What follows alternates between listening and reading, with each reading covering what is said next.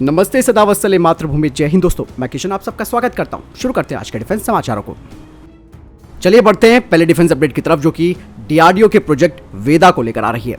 दोस्तों, डीआरडीओ ने अपने वेदा प्रोजेक्ट पर काम शुरू कर दिया है, जिसके लिए विशेष रूप से एक लॉन्चर डिजाइन किया गया है और इस परियोजना को रक्षा मंत्रालय की तरफ से भी मंजूरी दे दी गई है। और ये भारत के अंतरिक्ष प्रयासों में काफी महत्वपूर्ण प्रगति है। इसका लक्ष्य निगरानी, संचार और नेविगेशन सहित कई महत्वपूर्ण एप्लीकेशन के लिए डिफेंस सैटेलाइट्स को तैनात करने में अपनी क्षमताओं को बढ़ाना है। दोस्तों, वेदा स्मॉल सैटेलाइट ये 3 चरणों वाले यानी कि 3 स्टेज सॉलिड प्रोपेलेंट रॉकेट क्षमता वाला मोबाइल लॉन्च प्लेटफॉर्म है, जो कि 150 से 650 किलोग्राम वजन वाले पेलोड को लो अर्थ ऑर्बिट यानी कि लियो तक ले जाने में सक्षम है। और ये आने वाले समय में भारत के लिए डिफेंस के क्षेत्र में एक गेम चेंजर साबित होगा। और वेदा एसएलवी के तहत इसके पहले चरण में K4 पनडुब्बी से प्रक्षेपित बैलिस्टिक मिसाइल की मौजूदा तकनीक और विशेषज्ञता का उपयोग किया जाएगा। और K4 SLBM टेक्नोलॉजी का लाभ उठाने के साथ ही साथ इसके विकास में काफी तेजी आएगी और साथ ही साथ लागत में भी बचत आएगी। वेदा एसएलवी की सबसे महत्वपूर्ण विशेषता ये होगी कि ये रोड मोबाइल नेचर वाला है, जिससे कि इसकी लॉन्चिंग में एक लचीलापन भी आएगा। और ये गतिशीलता भारतीय सशस्त्र बलों को अपनी आवश्यकताओं के अनुसार प्रक्षेपण की जगह चुनने, परिचालन क्षमता और रणनीतिक प्रतिक्रिया क्षमताओं को बढ़ाने में फायदा देगी। 2000 किलोग्राम तक का पेलोड क्षमता और 200 किलोमीटर की अधिकतम ऊंचाई के साथ वेदा एसएलवी भारत के रक्षा उपग्रह शस्त्रागार में एक शक्तिशाली संपत्ति होने का वादा करता है। और ये जो डिफेंस सैटेलाइट्स हैं, उन्हें लोअर ऑर्बिट में तैनात करने में सक्षम होगा, जो कि वास्तविक समय की निगरानी, निर्बाध संचार और सैन्य अभियानों के लिए सटीक नेविगेशन सुविधा प्रदान करेगा।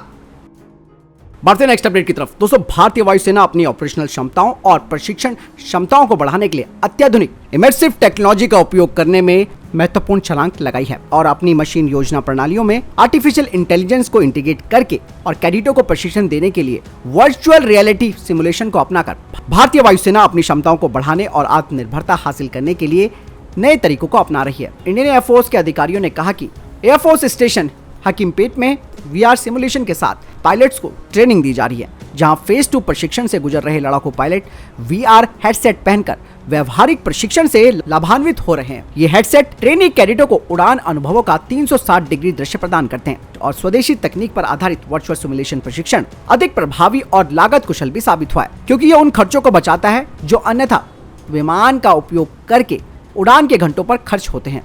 घरेलू स्टार्टअप से ऐसी तकनीक को अपनाना आत्मनिर्भर भारत के आत्मनिर्भरता उद्देश्य के अनुरूप है।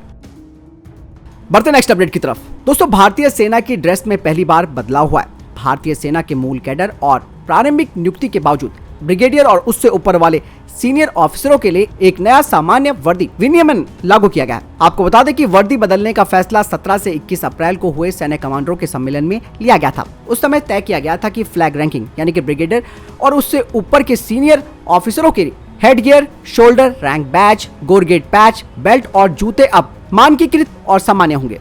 सेना कमांडरों के सम्मेलन के दौरान विस्तृत विचार विमर्श और सभी हितधारकों के साथ व्यापक विचार विमर्श के बाद ही ये निर्णय लिया गया था। ध्वज रैंक अधिकारी अब कोई डोरी नहीं पहनेंगे। अधिकारियों ने कहा कि ये कदम रेजिमेंटों की सीमाओं से परे वरिष्ठ नेतृत्व के बीच सेवा मामलों में आम पहचान और दृष्टिकोण को बढ़ावा देने और मजबूत करने के लिए उठाया गया है। ब्रिगेडियर और उससे ऊपर के अधिकारी वे होते हैं जो पहले से ही यूनिट्स और बटालियन की कमान संभाल चुके होते हैं और ज्यादातर मुख्यालय या प्रतिष्ठानों में तैनात होते हैं, जहां सभी हथियारों और सेवाओं के अधिकारी एक साथ काम करते हैं।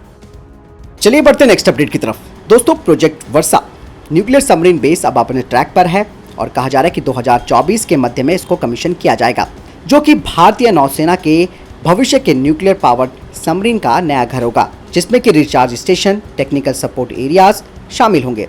और इस रणनीतिक स्थान पर 12 nuclear powered ballistic missile submarine और न्यूक्लियर अटैक सबमरीन्स को रखा जा सकता है और ये भारतीय नौसेना की इंडियन ओशन रीजन में दक्षता को और क्षमता को बढ़ा देंगे। बढ़ते नेक्स्ट अपडेट की तरफ। दोस्तों, डीआरडीओ ने 20 सेट्स ऑफ एयरफ्रेम और 20 सेट्स ऑफ रॉकेट मोटर और 20 सेट्स ऑफ व्हीकल्स, इसके अलावा टेलीमेट्री और दूसरे कंपोनेंट्स के लिए ऑनबोर्ड और ग्राउंड ट्रांस रिसीवर्स लिए हैं, जिनका इस्तेमाल XRSAM और ERSAM इंटरसेप्टर मिसाइलों के फैब्रिकेशन में किया जाएगा, जो कि extended range air defence system को तैयार करेंगे।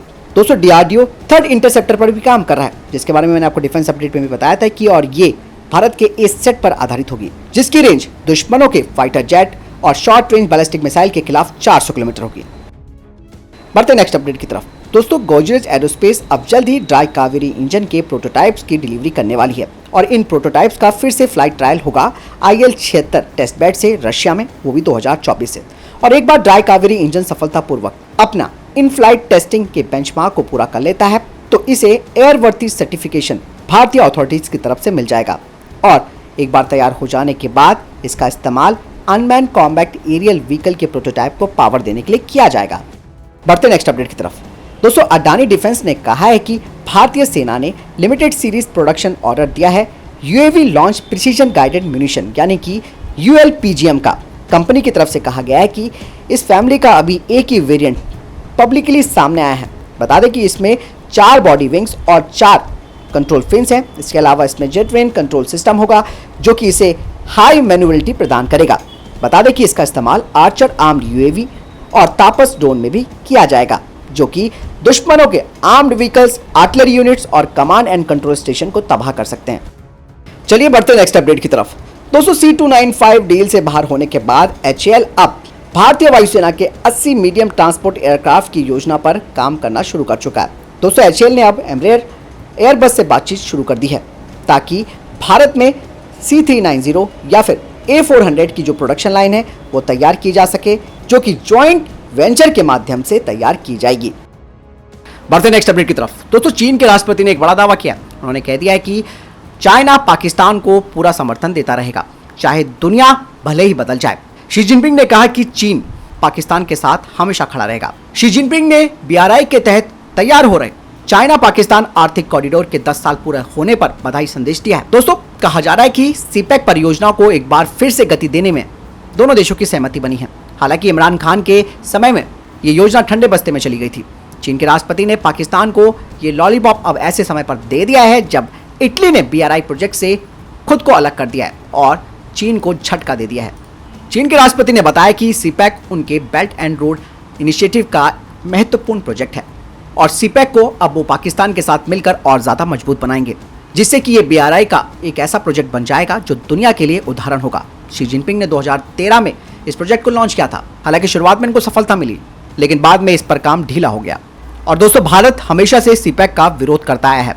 भारत साफ तौर पर कह चुका है कि यह परियोजना POK से होकर गुजरती है और ये हमारा इलाका है।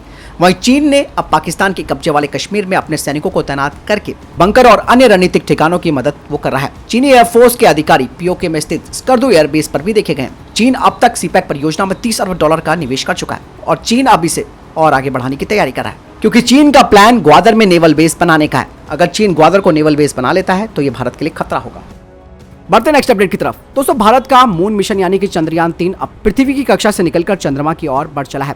इसरो ने चंद्रयान 3 को चंद्रमा की कक्षा की ओर रवाना कर दिया है। इसरो ने कहा कि चंद्रयान 3 ने पृथ्वी के इर्द गिर्द कक्षाओं में चक्कर पूरा कर लिया है और अब वो चंद्रमा की ओर बढ़ रहा है। इसका अगला पड़ाव चंद्रमा ही होगा। इससे पहले 14 जुलाई को प्रक्षेपण के बाद चंद्रयान 3 को इसके मिशन के भाग के रूप में व्यवस्थित तरीके से 5 कक्षाओं से गुजरना पड़ा। इसरो ने कहा कि उनका प्रयास है कि चंद्रयान 3 का लैंडर 23 अगस्त को चंद्रमा की सतह पर सफलतापूर्वक उतर जाए। तो फिलहाल ये थे अभी तक के टॉप डिफेंस अपडेट्स। वीडियो के समझ में कोई प्रश्न जवाब आपका कोई सवाल है कमेंट सेक्शन में लिखकर जरूर पूछ सकते हैं। मिलता है वीडियो के साथ। चैनल जरूर सब्सक्राइब कीजिएगा। जय हिंद, वंदे मातरम।